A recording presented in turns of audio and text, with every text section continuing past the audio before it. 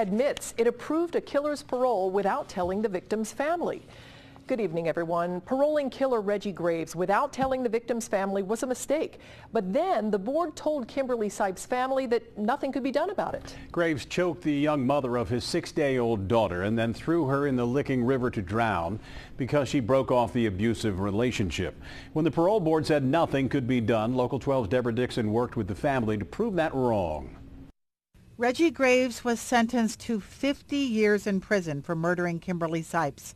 The mother of an 8-year-old boy had given birth to Graves' daughter Jaslin 6 days before her body was pulled from the Licking River.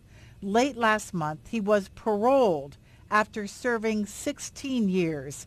Kimberly's family found out through Facebook. They told me I couldn't do anything. And I remember on the phone with that lady crying. Amanda contacted me. I contacted the parole board. And to Amanda, it seems the board got caught. Then came the call this morning. So I was told this morning that they have decided to reconsider Reggie's parole. He's going to go back up again in October instead of being released on September 1st. The family will be notified when it can go to Frankfort and give the parole board something else to consider. Them. We get to look them in the face, the same people that look him in the face, to make the decision. There are a couple of things. The family is afraid of Graves, and to them, 16 years doesn't seem long enough for murdering the mother of 2 children. Tyrone is now a soldier fighting in Afghanistan. But we see things come out of the parole board quite often that cause us to scratch our heads and wonder what they were thinking.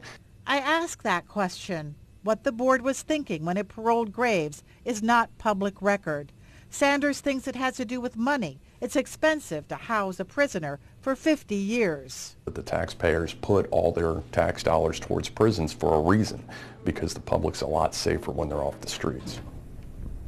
So the parole board could still parole him, but it's going to be in October, and it will be after they hear from the family. The family was completely left out of this. It's mind-boggling a little bit, isn't it? Absolutely unbelievable that it happened. I'm so glad that there will be some reconsideration, but this can't be the first time this is happening.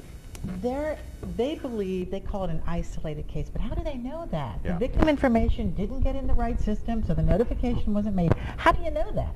So if I had someone I was trying to keep track of in the Kentucky prison system, I would make sure that I did that, and I would make sure they had my information.